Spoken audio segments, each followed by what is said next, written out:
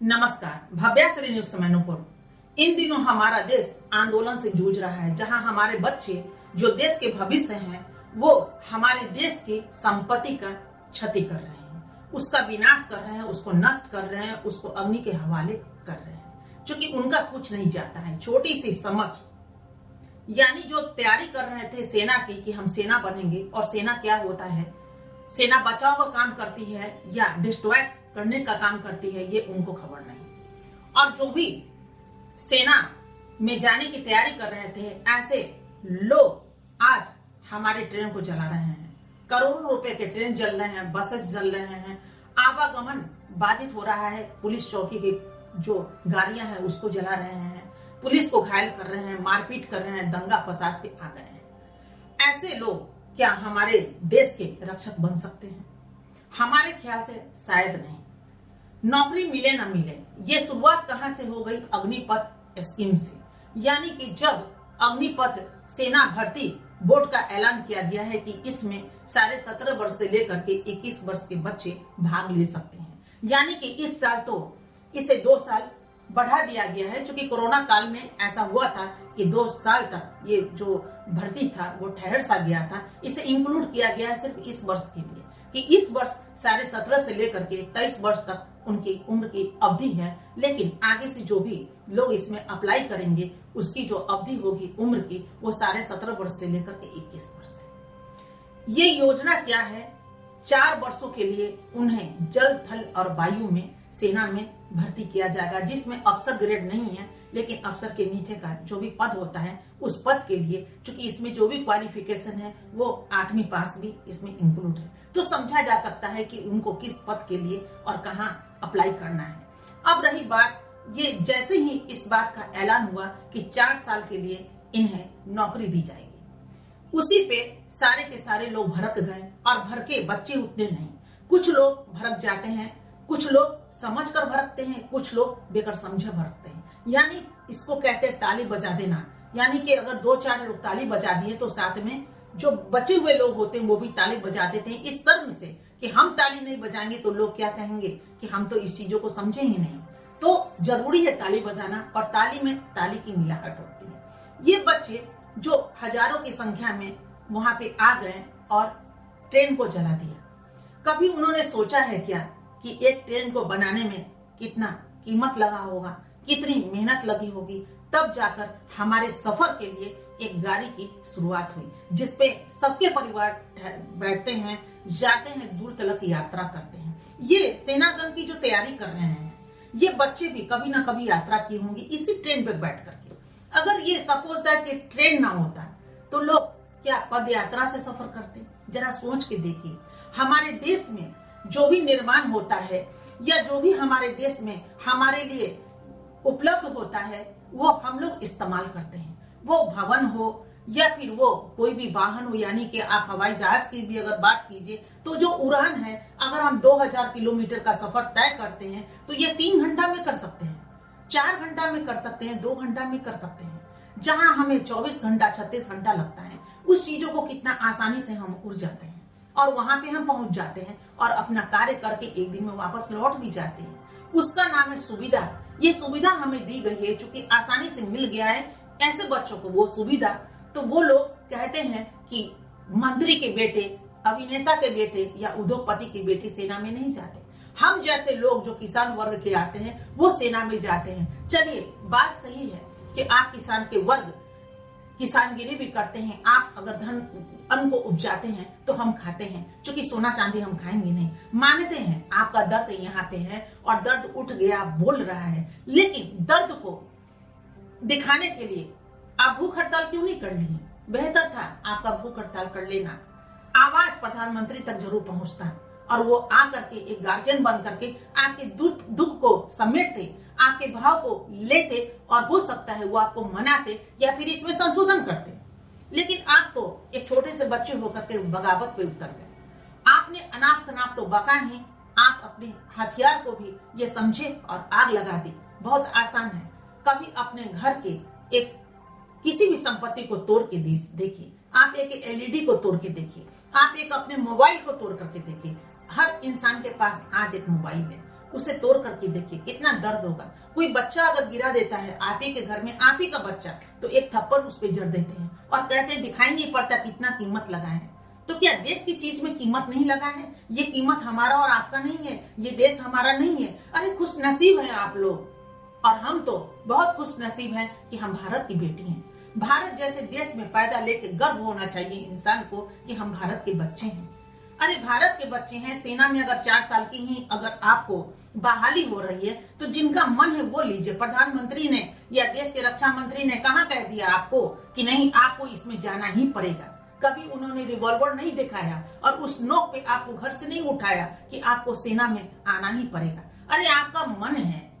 अभी अगर हम मान लेते हैं कि उड़ान भरने के लिए और ट्रेन पे यात्रा करने के लिए दोनों के पैसे में अंतर होता है, कई अंतर है, बहुत ज्यादा अंतर है। चालू ट्रेन में जाइएगा, हो सकता है 500 रुपए में आप पहुंच जाइएगा, रिजर्वेशन कराइएगा, एक बर्थ लीजिएगा फैसिलिटीज के लिए कि हम सोकर यात्रा करें, उसका कुछ और राशि होगी। अगर एसी बोगी को अगर आप बुक कीजिएगा, उसके सीट का जो भी चार्जेस होगा अलग होगा। और हवाई जहाज से आप जाएंगे उसमें भी बहुत सारा कैटेगरी है, उसमें भी अलग होगा। क्या आप बगावत करेंगे कि नहीं हमें मुंबई जाना है, हमें दिल्ली जाना है, हमें चेन्नई जाना है और इतना ही पैसा 2500 में हम जाएंगे, हम हवाई जहाज पे क्यों नहीं जाएंगे? और नहीं दीजिएगा जाने के लिए तो हम हवाई जहाज में आग लगा देंगे। तो अगर आप आग लगा देंगे तो आपका भविष्य कहाँ जाएगा? ये कभी आपने सोचा है? ये तो आपने सोचा नहीं कि आप तोड़ फोड़ करेंगे तो कल क्या होगा? आपके मकान को, आपको या आपके परिवार वालों को क्या छोड़ दिया जाएगा? क्या कंपनसेशन आपको नहीं भरना पड़ेगा? तोड़ना बहुत आसान है, लेकिन जोड़ना, बनाना, आपने देश को क्या दिया है? अभी तो आपकी 17 बरस से 21 बरस के बीच उम्र है। ये उम्र होता है सफर करने का। आपने इस उम्र में देश को क्या दिया है? जरा सोच के कभी देखिएगा। माँ बाप ने तो आपको जन्म दे दिया और बहुत दुख होता है कि ऐसे बच्चों को समझाया नहीं किया। और खासकर वहां पे जहाँ इंस्टीट्यूशन में आप पढ़ाई करते हैं, जहाँ तैयारी करते हैं, वहां की जो आपके मास्टर होते हैं वो भी आपको भड़काते हैं। ये मैंने अपनी आंखों से भी देखा है। क्योंकि आज से कुछ साल पहले जब ये एक दंगा हुआ था, नाम लेना कोई जरूरी नहीं कि उस चीज का हम नाम ले, लेकिन वो दो स्टेट की बातें थी और इतना दंगा भड़का कि वहां पे हमारे जान पहचान के एक बच्चे भी वहां पढ़ा करते थे और वो बच्चे आकर के ये सारी बातें का पोल खोल के रख दिया और वो मास्टर तो वहां से गायब हो गए जो इंस्टीट्यूशन से चलाते थे। और कई महीने के बाद तब जाकर के उनका लौटना हुआ। बहुत सारा सेटिंग किया, डर रहे थे कि हमारे साथ कुछ ऐसा ना हो। तो आपके लिए अगर आपके यहाँ बच्चे आते हैं 100, 200, 500 बच्चे, इसका मतलब नहीं कि उसको हथियार बना लीजिए और हथियार बना करके बच्चों को कुदा दीजिए एक बार में। आखिर भीड़ कैसे लगी?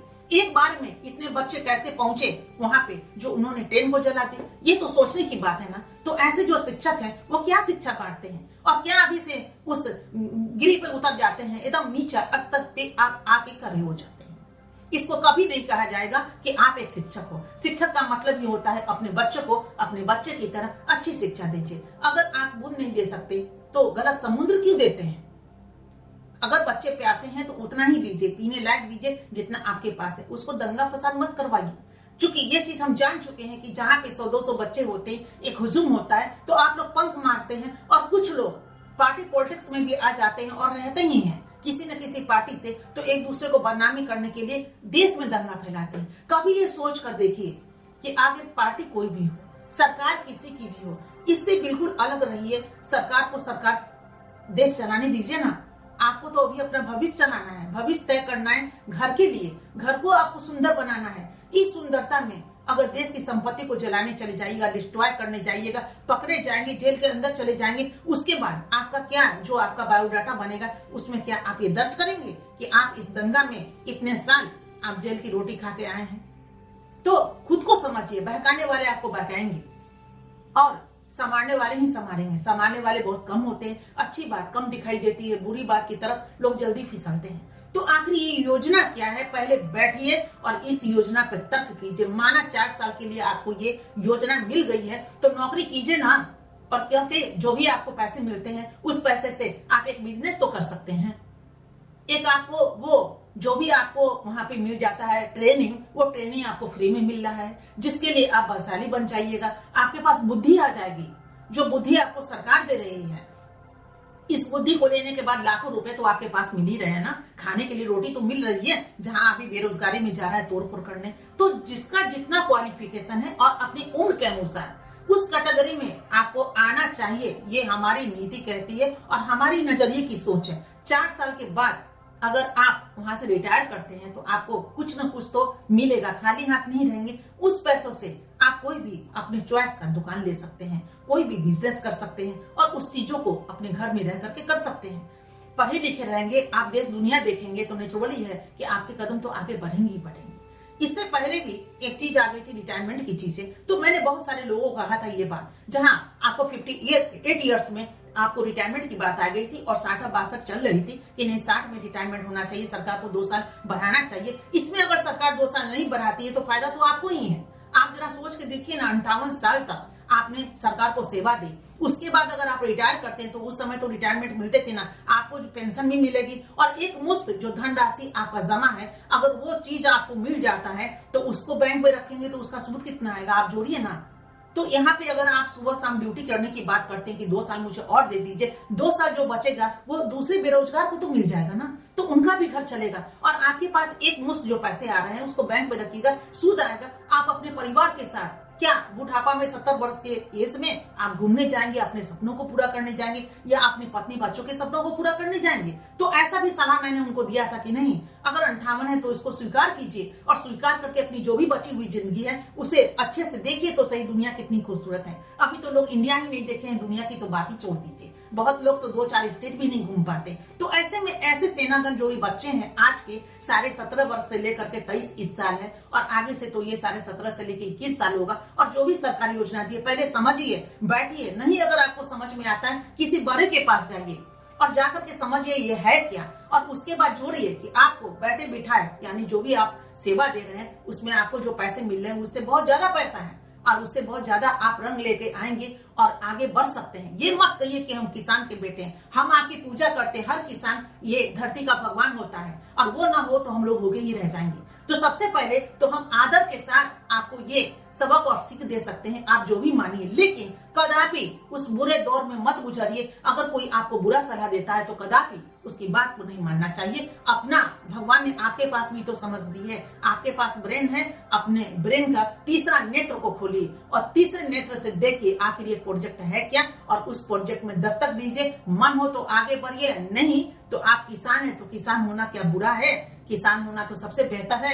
हम भी चाहते हैं कि हम किसान बने और इस तरह बहुत जल्द हम कदम बढ़ाने वाले हैं। तो ये व्यापार बुरा नहीं है, लेकिन एक शक्तिशाली बनिए। और दूसरी चीज हम ये कहना चाहेंगे कि आपने अभी गुजार दी है उसमें सेनागन की भर्ती के लिए जो तैयारी कर रहे हैं, अभी 4 साल तो पलक झपकते गुजर जाएगा, लीजिए और यहाँ से जो भी आपको ट्रेनिंग मिल रहा है उस ट्रेनिंग को लीजिए, घूमिए, देखिए दुनिया क्या है, बहुत सारे दोस्त मिलेंगे, बहुत सारा राय मशविरा मिलेगा जिसमें आप एक अच्छा ग्रुप बना करके और इसको आगे तक ले जा सकते हैं। क्योंकि कोई भी बिजनेस अगर चलता है तो एक ग्रुप में चलता है। अगर वहां पे आप लोग 50 आदमी का एक ग्रुप बना ले, 20 आदमी का एक ग्रुप बना ले, क्योंकि जब ज्वाइन करेंगे एक साथ तो रिटायर भी तो सभी लोग एक साल ही करेंगे 4 साल में, और उसमें आपकी दोस्ती 4 साल में इतनी अच्छी हो जाएगी कि चारों अपना थोड़ा थोड़ा पैसा मिला करके देखिए किस तरह एक उद्योगपति बन सकते हैं आप। और उद्योगपति बन जाएंगे तो घर आपका वंचित नहीं रहेगा सुखों से, काफी पैसे आपको आएंगे। ये क्यों सोचते हैं आप कि नहीं हम रिटायर कर जाएंगे तो घर को खिलाएंगे? अरे खिलाते तो ऊपर वाले हैं, कौन कहता है किसमें ताकत है कि वो अपने घर को या अपने परिवार को खिला देता है? मैंने देखा है अपनी आंखों से, अगर एक बच्चे की डेथ हो जाती है, इतना हॉस्पिटल खुला है, जाकर देखिए, एक बच्चा मर जाता है, एक माँ बाप मर जाता है, तो क्या बचे हुए इंसान भोजन नहीं खाते, जीते नहीं है? जीते हैं, भगवान उसको जिंदा रखते हैं। तो यही आप भी सोचिए, ये कभी मत सोचिए कि कल क्या होगा, अरे कल भगवान पे छोड़िए, आज सफर कीजिए, लेकिन अपने देश की संपत्ति को कभी नष्ट मत कीजिए। हम आपसे बस इतना ही रिक्वेस्ट करना चाहेंगे, ठहरिए, सोचिए, और जो भी आपके देश के जो गार्जियन हैं, यानी प्रधानमंत्री हैं या फिर देश की जो भी सरकार है, अगर आपके लिए सोची होगी तो कुछ बेहतर ही सोची होगी। अपने बच्चों के लिए कोई बुरा नहीं सोचता है। अगर कल आप माँ बाप बनेंगे तो क्या अपने बच्चों के लिए आप बुरा सोचेंगे? या हो सकता है आप देश के नेता ही बन जाएं, तो क्या देश के लिए आप गलत सोचेंगे? नहीं सोचेंगे ना। तो उस कुर्सी पे खुद को ठहरा कर बिठा कर सोचिएगा कभी, तो आपको समझ में आएगा कि कितना गलत रास्ते को आपने चुना और करोड़ों की संपत्ति को आपने रातों रात नष्ट कर दिया, जो नहीं होना चाहिए था। ये बिल्कुल उचित नहीं है।